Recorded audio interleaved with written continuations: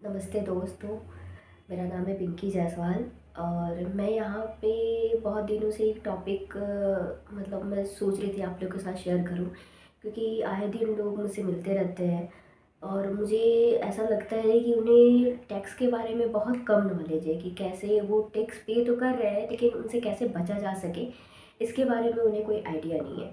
तो मैं सोच रही थी कि ये जो मुझे नॉलेज है, जितना मुझे है, मैं वो आपके साथ भी शेयर कर सकूं। अगर आपको पसंद आए तो मेरे वीडियो को लाइक सब्सक्राइब ज़रूर करिएगा, ताकि मुझे मोटिवेशन मिले और मैं और इन्फॉर्मेशन मैं आप तक पहुंचा सकूं।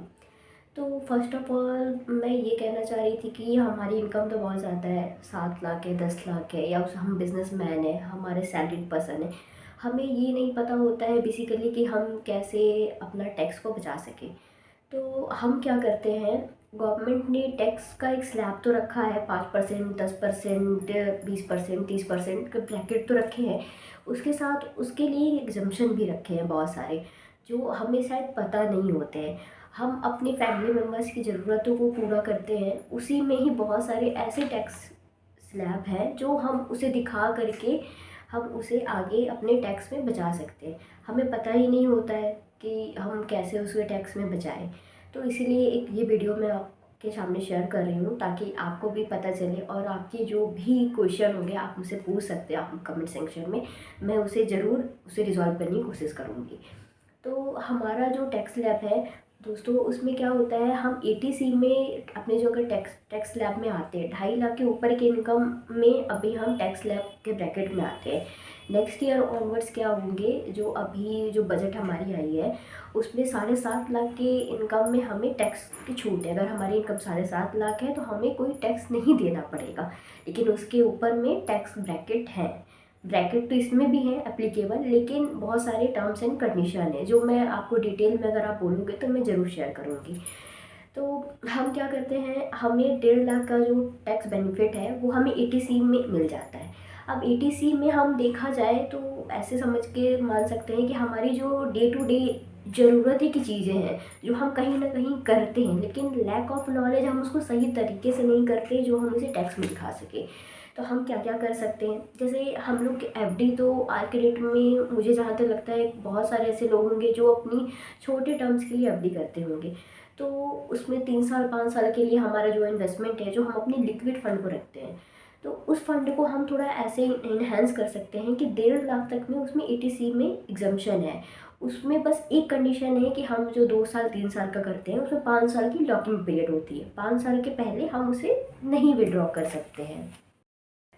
हाँ, तो हम कहीं पे भी उसे जो एफडी करते हैं हम उसे 5 साल की अगर लॉकिंग पीरियड में डालते हैं तो एक टैक्स सेवर एफडी करते हैं। हर बैंक में आपको मिल जाएगी, जहाँ पे आप जाएंगे आप उसे कहेंगे कि मुझे एटीसी का डिडक्शन के लिए एफडी करनी है, वो आपको एक फॉर्म साइन करके वो प्रोसेस करा सकते हैं। दूसरी चीज़ें जो हम करते हैं, हम आज के डेट में हम घर खरीदते ही खरीदते हैं, चाहे बिजनेस क्लास हो चाहे सैलरी क्लास। ड्रीम हमारा रहता है कि हमारा एक अपना घर हो। तो उसके लिए हम बहुत सारे ऐसे होते हैं जो इनकम अच्छी होने के बावजूद वो होम लोन लेते हैं। रीज़न बीइंग कि आप देखते होंगे, आपको लगता होगा अरे यार उसकी तो इनकम इतना ज़्यादा है फिर भी वो लोन ले रहा है, ऐसा क्यों? तो इसका रीज़न यही है कि वो अपना होम लोन का जो प्रिंसिपल अमाउंट है वो 1.5 लाख तक एग्जम्प्ट कर सकता है अपने होम लोन दिखा करके। तो इसमें भी उनकी इनकम में ही एक तरह से फ़ायदा हुआ, टैक्स सेव हो रहा है 1.5 लाख तक में। तो इसी वजह से लोग होम लोन में ज़्यादा रहते हैं। एक तो उनका घर भी बन गया, एक कॉर्पस भी हो गया उनका, दूसरा उनका टैक्स में भी छूट मिल गया। तो अगर हम होम लोन लेते हैं तो होम लोन में भी हम टैक्स बेनिफिट में दिखा सकते हैं, वो या तो वो हमारे नाम पे होम लोन हो या तो हमारे स्पाउस के नाम पे हो। दोनों केसेस में आप अपना टैक्स दिखा सकते हैं, उसमें आपको छूट मिल जाएगी टैक्स लायबिलिटीज़ में। दूसरी चीज़ें अब आ गई, हम कुछ इन्वेस्टमेंट करते हैं, कुछ म्यूचुअल फंड्स में करते होंगे, कुछ लोग ऐसे होंगे कि कुछ अदर थिंग में करते होंगे। तो म्यूचुअल फंड में भी अगर आप देखेंगे तो उसमें भी आपको छूट है, बस उसमें एक ईएलएसएस फंड आती है। वो उसमें क्या होता है कि ईएलएसएस फंड में, म्यूचुअल फंड में अगर आप इन्वेस्ट करते हैं तो उसमें भी एटीसी के अंदर आपको 1.5 लाख की छूट मिलती है। 1.5 लाख का छूट मिलेगी, लेकिन उसमें एक कंडीशन ये होती है दोस्तों कि उसमें हमें जो है 3 साल की लॉकिंग रहती है, एक बस यही रहता है। और हर साल हम 1.5 लाख रुपया इन्वेस्ट करते हैं तो हमारे कॉर्पस भी इकट्ठा हो जाता है। दूसरी चीज़ हम क्या कर सकते हैं, टैक्स बचाने के लिए हम सुकन्या समृद्धि बहुत जो गवर्नमेंट की स्कीम है बेटी बचाओ बेटी पढ़ाओ, उसमें बहुत लोग ऐसे होते हैं जो सुकन्या समृद्धि में इन्वेस्ट करते हैं। ये गवर्नमेंट इनिशिएटिव है। इसमें क्या होती है, हमारे बच्चे जो भी बेटी हैं घर पे, उनके नाम पे हम एक फ़ंड स्टार्ट करते हैं। ये इसमें भी 1.5 लाख तक की आपको छूट मिलती है टैक्स में। ये क्या होता है, इसमें आपको हर महीने आप चाहे तो मंथली वाइज कर सकते हैं, या तो आप एक बार साल में एक बार इकट्ठा दे सकते हैं।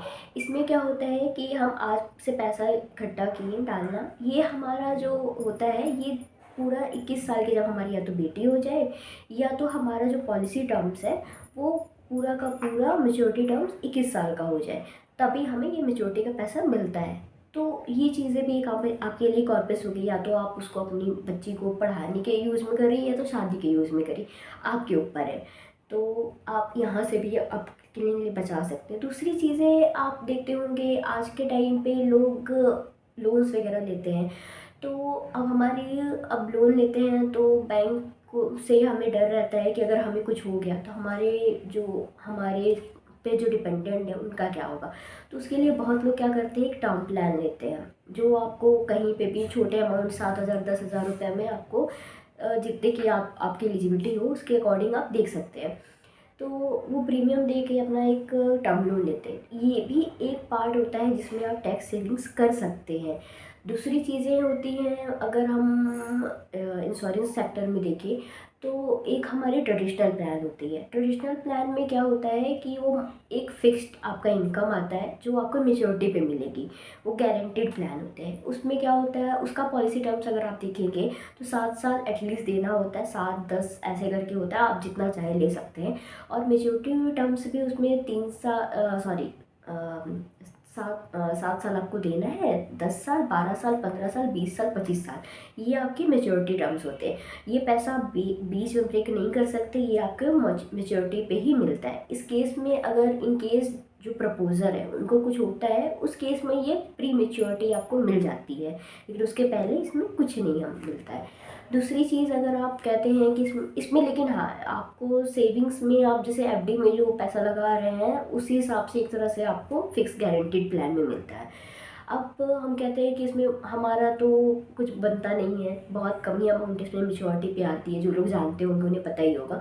तो हम क्या करते हैं, यूलिप प्लान भी होता है। यूलिप प्लान में भी अभी नया टैक्स रेजिम में कुछ चेंजेस हुई है, जो मैं आपको, अगर आप बोलेंगे तो मैं आपको नेक्स्ट वीडियो में बता दूंगी।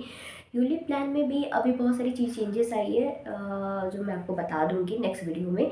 अभी क्या है कि यूलिप प्लान में भी आप 1.5 लाख की इन्वेस्टमेंट करते हैं, आपका जो डायरेक्ट मार्केट से लिंक होता है, और आप क्या कर सकते हैं, इसमें 1.5 लाख का एग्जाम ले सकते हैं बहुत आराम से।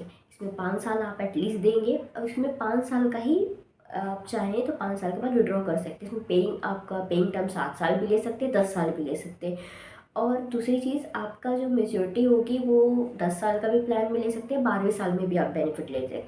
लेकिन as per rules, IRDA rules कि 5 साल के बाद एप्लीकेबल हो जाते हैं कि आप कभी भी निकाल सकते हैं। इसमें ये मार्केट रिलेटेड रहता है, थोड़ा सा रिस्क में रहता है, इसके टर्म्स एंड कंडीशन पढ़ के इसमें इन्वेस्ट करें, सारा फंड्स वगैरह देख कर ही। दूसरी चीज़ें आप और इसके अलावा अगर आप कहते हैं कि नहीं, यूलिप में थोड़ा सा इसमें क्योंकि मोर्टेलिटी चार्जेस वगैरह रहते हैं और भी चीज़ें रहती हैं जो हिडन क्या पॉलिसी बॉन्ड में आपके लिखे रहते हैं, तो उसमें आप अगर आपको लगता है कि नहीं इसमें मुझे बेनिफिट कम मिल रहा है, तो आप सिक्योर फंड में जाना चाह रहे हैं, तो इससे बेटर है आप जा सकते हैं उसमें। दूसरी चीज़ होती है PPF, पब्लिक प्रोविडेंट फंड। इसमें क्या होता है कि आप जो है आप पेइंग कर सकते हैं 1.5 लाख रुपये तक साल का। इसमें आपको ATC के अंदर 1.5 लाख तक का छूट है। इसमें क्या होता है, इसमें लॉकिंग जो होती है हमारी बहुत लंबी होती है, 15 साल की लॉकिंग पीरियड होती है। ये 15 साल के बाद ही आप विड्रॉ कर सकते हैं। लेकिन अगर हमें बीच में कोई ज़रूरत पड़ गई, कुछ भी इमरजेंसी हमें पड़ गई, हम एक अच्छा कॉर्पस इसमें इन्वेस्ट करके रखें, तो उस केस में हम क्या कर सकते हैं कि 7 साल अगर आपने पे कर दिया है, इसको चला लिया अपने PPO के टेन्योर को, तो 7 साल के बाद आप पार्शियल विड्रॉ कर सकते हैं। मतलब पूरा अमाउंट आपने जो डाला होगा वो पूरा नहीं, इसमें 50 या 40% according to terms and condition आप उससे विड्रॉ कर सकते हैं। ये आप कहीं से भी इन्वेस्टमेंट कर सकते हैं, आप चाहे तो पोस्ट ऑफिस से करें, चाहे तो आप किसी बैंक को भी कह सकते हैं, वो भी बहुत अच्छे से आपको गाइड करके PPF में इन्वेस्टमेंट करा सकती है। ये सारी चीज़ें जो हैं आपको टैक्स बेनिफिट में हेल्प कर सकती हैं, जो इसके आप एटीसी में 1.5 लाख रुपए तक का एग्जम्प्ट ले सकते हैं। ये आपका टैक्स में बच जाएगा। से फॉर एग्जांपल आपका अगर इनकम 10 लाख है तो 10 लाख पे आपको टैक्स ना दे करके 1.5 लाख इसमें एग्जाम्प्ट हो गया, तो आप इसमें माइनस कर दीजिए 8.5 लाख रुपए में आपका टैक्स बन रहा है। अभी और भी ऐसे बहुत सारे स्कीम हैं जहाँ पे आप इन्वेस्ट करके या फिर उसको शो करके आप उसमें टैक्स में बेनिफिट पा सकते हैं। दूसरी चीज़, अब आते हैं हम एटीडी के अंदर। एटीडी में दोस्तों हम क्या करते हैं, हमें 50,000 तक की छूट मिलती है। कैसे मिलती है, हम हेल्थ पॉलिसीज़ लेते हैं। आज के डेट में अगर हम एक बार हॉस्पिटल में एडमिट होते हैं तो अच्छा खासा डॉक्टरों की चार्ज ले ही लेते हैं। तो उस केस में हम एक उसके डर के कारण कितना हमारा जो इनकम है उससे ही पैसा जाता है, अगर हमें कुछ भी डिजीज़ हो गया तो हम क्या करते हैं, एक हेल्थ इंश्योरेंस लेके रखते हैं, अपनी पूरी फैमिली को कवर रखते हैं। तो हम क्या कर सकते हैं, उसमें जो हम अपनी फैमिली को कवर करके रखे हैं उसमें इमीडिएट जो आपके डिपेंडेंट बच्चे होते हैं वो आपके शामिल होते हैं। आपके स्पाउस को आप ऐड कर सकते हैं और आप ये पॉलिसी में अब 25,000 तक की आप एग्जाम्प्ट के लिए एप्लीकेबल है। 25,000 अमाउंट तक में आपको छूट मिल जाएगी। अब रही, अब आपके पेरेंट्स हैं, उनका एज भी अगर है सीनियर सिटीज़न में वो आते हैं तो उनका भी एक अलग से आप पॉलिसी कर सकते हैं। उनको उनको भी आप 25,000 में उनके लिए प्रीमियम दे करके हेल्थ पॉलिसी ले करके उनका भी टैक्स प्लान में 25,000 तक का उनका भी एग्जम्प्ट कर सकते हैं। तो टोटल आपका 25 और 25 मिला के 50,000 तक की अब इसमें भी छूट मिल गई। तो 1.5 लाख हमें वहाँ एटीसी में मिला था दोस्तों, अब हमें 50,000 एटीडी में मिल रहा है, जो कि टोटल हमें 2 लाख की छूट मिली। अगर 10 लाख की हमारी इनकम है तो 2 लाख इसमें चली गई तो 8 लाख पे हमें टोटल टैक्स देना है। इसके अलावा भी बहुत लोग सोशल वेलफेयर में बहुत जुड़े रहते हैं। हम इंडियंस हैं तो हमें थोड़ा इमोशनली ग्रैब करते हैं इन सब चीज़ों को, सोशल सर्विस करते हैं। तो बहुत लोग क्या करते होंगे कि डोनेशन देते होंगे। जैसे अभी कोविड फंड हो गया था, कोविड की वजह से बहुत लोगों ने डोनेशन दिया था। दूसरी चीज़ें, अभी गंगा की जो साफ़ सफाई के लिए चल रहा है इसके लिए भी गवर्नमेंट डोनेशन ले रही है। और भी बहुत सारी जो हमारे साथ होते रहती हैं आए दिन, कभी अर्थक्वेक हो गया, कभी फ्लड के वजह बहुत ज़्यादा हो गया, तो उस केस में भी हमें एक फ़ंड रेज़ करते हैं गवर्नमेंट। तो उसमें भी अगर हम डोनेट करते हैं कुछ तो उसको भी हम अपने एटीजी के अंदर, दोस्तों एटीजी के अंदर हम इसे दिखा सकते हैं और इसमें भी हमें छूट मिलता है up to 3 lakh rupees. Yes. तो टोटल अगर हम कुछ अपने सोशल वेलफेयर में काम भी कर रहे हैं, हमारी चीज़ें भी हो रही हैं, तो हम उसे गवर्नमेंट में टैक्स में दे के कर सकते हैं। हाँ, कोई प्राइवेट आप फंड रेज कर रहे हैं, किसी को डोनेशन दे रहे हैं तो वो इसमें नहीं आएगा।